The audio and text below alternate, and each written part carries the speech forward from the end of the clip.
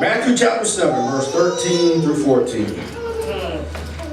Enter through the narrow gate. For wide is the gate and broad is the road that leads to destruction. And many enter through it. But small is the gate and narrow the road that leads to life. And only a few find it. You may receive it. Today, for just a little while, we're going to talk on the subject of two different gates. Two different gates. If you start doing a census of people who were born from Adam and Eve to now and still be born, there is going to only be a small percentage of people who were born on earth that make it to heaven. All right. But you shouldn't be surprised, because God has always, His people has always been a remnant, a small portion of everybody else. Well, don't act surprised. Look at our church today. You got room beside you on the pew. But we yet have tens and thousands and thousands and thousands of people in this city who ain't going to heaven. Well, I don't want to scare anybody today, but everybody who go to church don't mean they going to heaven either. The percentage is small because everybody don't believe. Because that road to heaven is narrow. Make no mistake about it, these gates, these two different gates, are the way to heaven and to hell. Today I want you to look at three things. The first point I want to make today is there's two different decisions. Two different decisions. Everybody has to decide what road they are going to take. Broad means wide and large. And in our text, the broad way is the easy way. And it's also the most popular way. Narrow means small, slim, thin, and tight. And the majority of people would choose the broad gates. However, I want you to be careful now in taking this text out of context and starting to use it as a way for you to determine who is going to heaven and who is going to hell. First of all, how about you make sure your own self is on the narrow road? And be careful of trying to be a fruit inspector. You know who they are. The ones who are always looking at somebody else's life to see what they are doing. The fruit inspectors are the ones who follow people around and look around the corner to spot out what other people's sins are. Look. Jesus said you catch the fish, but you can't clean the fish. Because you fish without self-cleaning. We don't clean ourselves. We needed a holy God to clean us up. And matter of fact, we still stink right now. I can't be a fruit inspector. Because I can't be worried about what drama you got going on. Because sometimes I got my own drama to deal with. I can't be following you around trying to inspect your life. I can't be watching the dirt piling up in front of your doorstep. Because sometimes I can't get out my own front door. The narrow road is not easy. But with God, you can make it. The narrow road really means it's going to be difficult. It's not going to be easy on the narrow road. It means that you're going to have some trials and tribulations just because you chose the narrow road. It will be a difficult journey just because you decided to take the narrow road.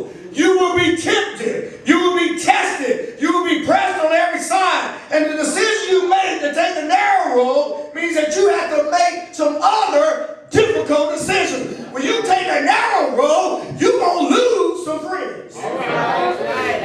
You're going to lose some family. When you take the narrow road, people won't hang out with you like they used to because you have made a decision to take a difficult road. And that's the reason why people on the narrow road call God a company keeper. Because many times they feel lonely.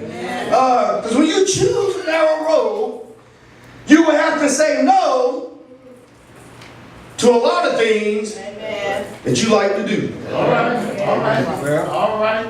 If you decide to take the narrow road, some of the things you used to do, you will decide not to do anymore.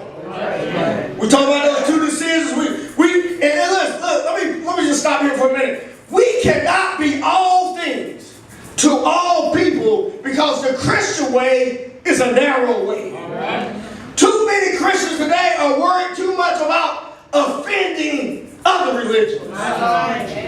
Offending other people.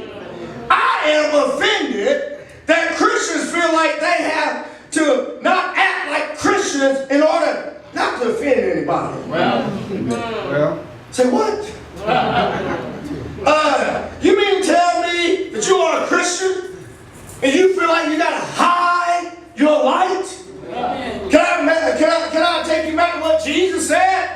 Neither do man light a candle and put it under a bushel, but on a candlestick, and then give it light to all that are in the house. Let your light so shine before men that they may see your good works and glorify your Father which is in heaven. I told y'all before, stop trying to hide your religion. God don't have a secret service. In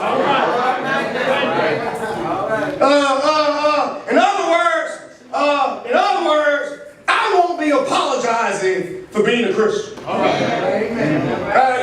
ain't going to apologize for being a Christian. As a matter of fact, I told you I'm offended when people want a Baptist preacher to pray a generic public prayer. That's right. Without using the name of Jesus. Y'all know me. So I'm even going to tell y'all, just in case y'all don't know. Don't ask me to pray in front of your coworkers. Or your little friends. Don't ask me to pray at places of government. And expect me not to pray in the name of Jesus. As a matter of fact, when I get to the end of the prayer, I'm going to get louder because I'm going to say, in the name of Jesus. Because every Christian, that's what we taught to pray. Because we need somebody who's able to answer what we ask him for. Y'all know, you guys, y'all got to go back to work with them folks. So if you worried about what people are going to say, about what this preacher prays, don't ask me. The decision to follow the broad way means that this way, wide open. Wide open. When you make a decision to take the broad way, that means anything and everything goes. On this road, people are taught that if it feels right, do it. If it feels good, do it. If it sounds right, say it. This way says, do what you like. Don't worry about it because it's your life, it's your decision, and you can have it your own way. On the broad way, it's wide open. You can bring anything you want. Any sin you want. Any crazy thoughts you have. Anything goes because it's wide open. But the first chapter of the book of Psalms says, blessed is the man that walketh not in the counsel of the ungodly, nor standeth in the way of sinners, nor sitteth in the seat of the scornful. But his delight is in the law of the Lord, in which he meditate day and night. And he shall be like a tree planted by the rivers of water that bringeth fruit in his season. His leaf shall not wither. Whatsoever he doeth, he shall prosper. But the ungodly are not so, but are like the chaff which the wind driveth away. Therefore, the ungodly shall not stand in Therefore the ungodly shall not stand in the judgment, nor sinners in the congregation of the righteous. For the Lord knoweth the way of the righteous, but the way of the ungodly shall perish. They ain't gonna make it. Y'all heard what I said? They ain't gonna make it. You choose the broad way, you're not gonna make it. But the narrow way means the opposite. It is it's not wide open. Matter of fact, it's tight. It is constricted. There is not enough room for you and your sins. All right. There is not enough room for you and all your baggage. It is not enough room for you and your sinful ways. It is not enough room for you and your friends. It's not enough room for you and your family. You can't carry anybody else on it because there's only room for one. Nobody can do it for you. In other words, not even your loved ones can save you. All right. Your mother loves you, but she can't save you. Your daddy prays for you, but even his prayers can't save you. When you decide to take the narrow way, you realize that you have to go in by yourself. Because there is only room on that road for one. I can't take anybody with me. I can't take my mother, my wife, my children, because the road is so narrow that I'm the only one that can fit on my road. All right. On the narrow road, you have to give up some things. You even have to make a decision to give up your rights. You can no longer do what pleases you. Because on the narrow road, newsflash, you don't make the rules. All right. And here it is, where at this point I want to look at these roads. The first thing I told you is the two different decisions. But now I want you to look at two different directions. I've already told you about the two different decisions you got to make, which road to choose. But now I want you to look at the two different directions that these roads go. In one direction, the broad way goes, and on this road there are many travelers headed in the same direction. There's a lot of folk on this road. A lot of company on this road. The broad way. Because there is a lot of people who don't care anything about doing wrong. As a matter of fact, there's a lot of people willing to help you do wrong. There are many who don't mind helping you to live wrong, to act wrong, to think wrong, and to do wrong. In this direction, there are a whole lot of people headed in this direction. But for those of us who are headed on the narrow road, the travelers are few because the road is so constricted. On this road headed in the right direction, you're going to have to say no to a whole lot of stuff. Oh, you know, and y'all know, we all don't like saying no to things we want. Maybe that's just me. I don't like saying no to stuff that I want. There are some things that we all want in our lives, but God doesn't want you to have them. And sometimes when we don't get our way, I told you last week, us adults can be childish. We just like those kicking and screaming 2-year-olds in the grocery store who can't have their way. That's what we do with God. When God tells us to no or tells us no or wait, we throw tantrums. God, what are you trying to do to me? You know I need this. You know I want this. And you tell me no. But everybody else get to do what they want to do. I serve you. I'm at church every day. I go to Bible study, Sunday school, and I ask you for something and you tell me no. So I'm just going to have a pity party, and guess what, God? Even you not invited. I just want to be by myself, crawl up in the corner, and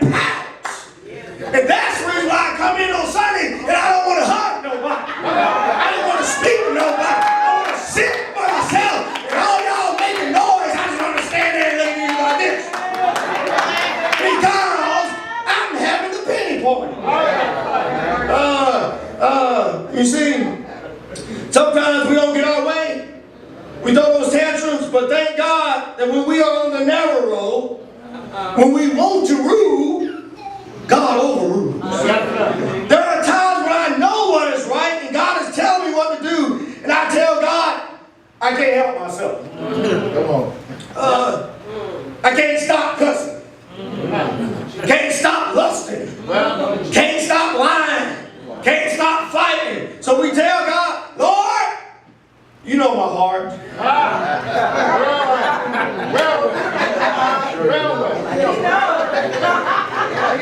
Sometimes God tells us to get it right with somebody, or apologize or ask for forgiveness, and we try to get out of it without having to follow through with what He told us to do. We tell God, God, you know how they've been treating me. If you have the audacity to ask me, then there are times when somebody has done us wrong. And we don't want to forgive, but God tells us to forgive, and we say, do we have to? Do I have to? Lord, you don't know what I've been through. You don't know how I've been mistreated. Lord, do you really want me to love those who lied on me, who's talked about me, who despitefully used me? Do you really want me to love somebody, hug somebody who can't even stand me? Lord, do I have to even speak to them? And God says, not only do you have to speak to them, you got to love them. And not only love them, you got to pray for them. And you say, oh, Lord. That's what the type of God we serve. And how many of y'all know that it's not easy going in the right direction? That's right. It's not easy on the narrow road. And one reason why it's not easy is because doing wrong feels so good. That's why it's not easy. Doing wrong feels so good. And while headed on the narrow road, in the right direction, there's a constant battle between my flesh and my spirit. And many times, I like it more when my flesh wins. All right. It's easy on the broad road. It's wide open on the wide road. But you don't need to be on the broad road. Why? Because it leads to destruction. How many of you know today that the direction you take is important? Oh, yeah. In everything. Yes. Bill Wise, who wrote the book 23 Minutes in Hell, told the story of a talk show host who hated Christians. Hated Christianity. Told him when he get on his talk show, he can't quote that one Bible verse. So he invited him on the show. This man despised Christians. This man told Bill that the Christians are too narrow-minded. He told him that you Christians are unreasonable because I believe that all roads lead to heaven. And you Christians are narrow-minded. But Bill gave him, the man, this example. He told him, what if you invited me to dinner to your house? And you said, Bill, I want you to go south on Highway 95. Turn right on Main Street and go up the hill and you will come to my house. But you have to follow that direction because that's only one way to get to my house. Bill said to the man, so what if I say to you, instead of going south, I'm going to go north on 95. Instead of going uphill, I'm going to get off on Beach Boulevard because I think all roads lead to your house. And you're going to look at me and say to me, you're not going to make it to my house because I gave you clear directions and you did not follow them. In that same way, God gives us clear directions to His house. That's not being narrow-minded. God is being specific by giving us clear directions on how to get to His house. He is not trying to keep us out. But you got to choose what direction you want to go. Y'all ever been riding around and you know your city, you know where you are, and the GPS tells you somewhere to go? And you say, I don't know what that computer talking about, but I know that ain't the right way. That's the long way. I've been on these streets long enough. I know every shortcut, everything, and I don't care what this brain computer says. I got something that's called common sense. Point number 3 I want to make. There's 2 different decisions, 2 different directions, but there's also 2 different destinations. Yes. Where you end up depends on what road you take. And all roads lead somewhere.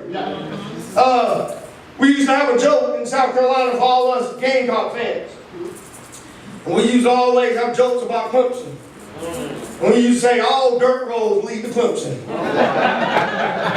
But all roads lead somewhere. God tells us in our text that the broad road leads to destruction. Make no mistake about it, this road leads to hell. The Bible describes this destination as one where there is no water, no air. We can't imagine how hot it is. With this destination, there will be gnashing of teeth. It will be a place where God is not. And I don't want to be anywhere where God is not going to be. This destination leads to continuous wrath, everyday wrath, unending, eternal wrath.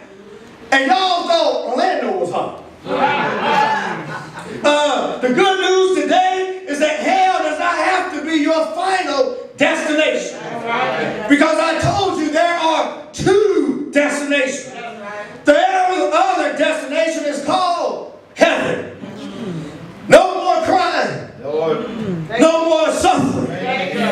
No more pain. Every day is Sunday.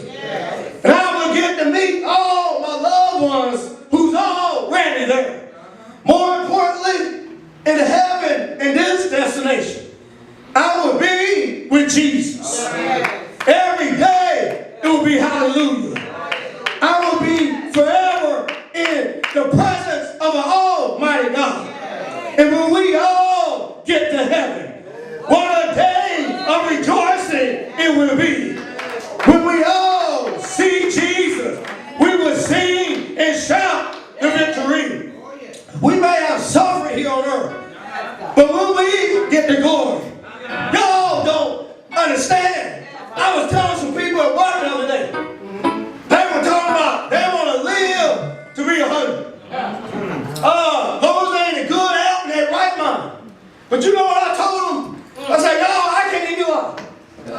I don't even think I want to live that long.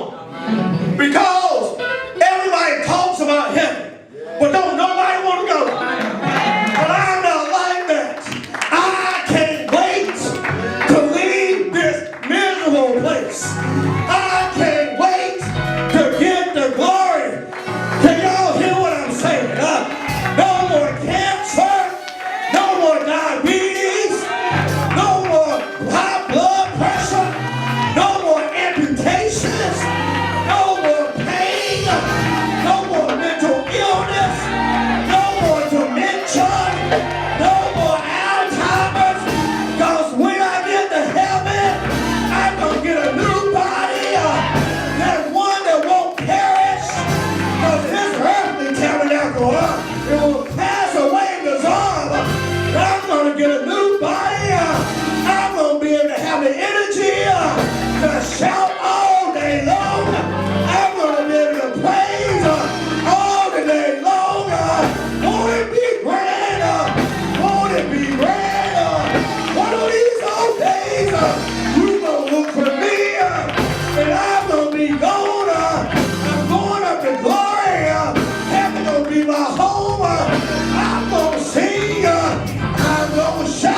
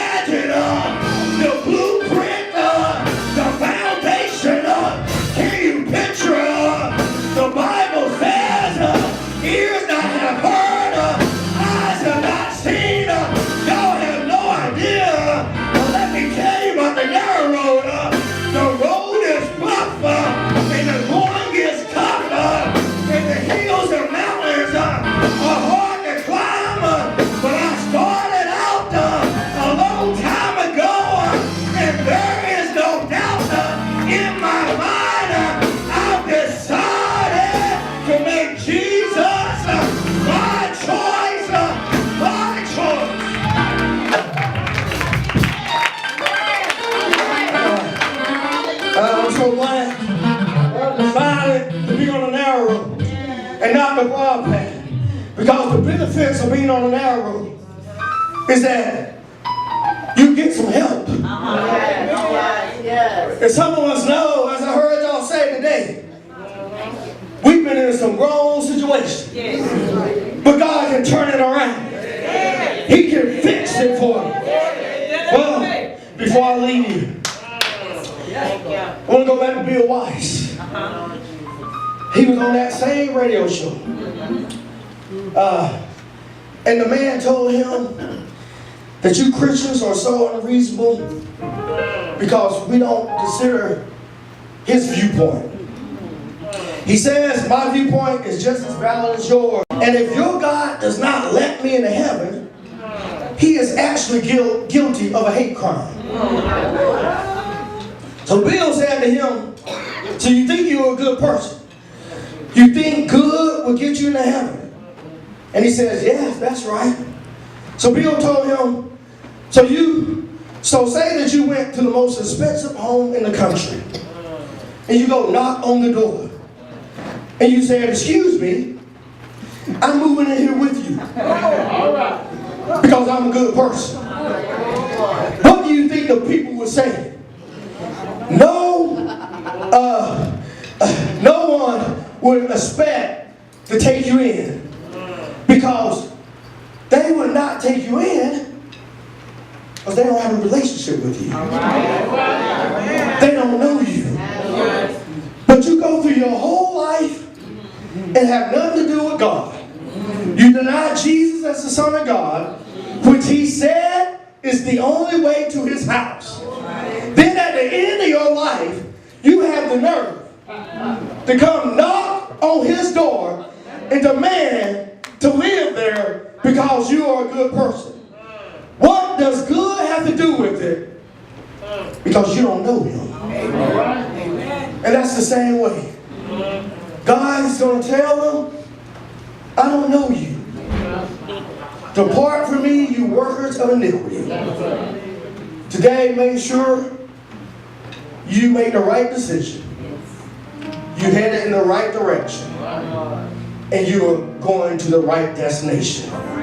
Make Jesus your choice. Doors of church open. Amen.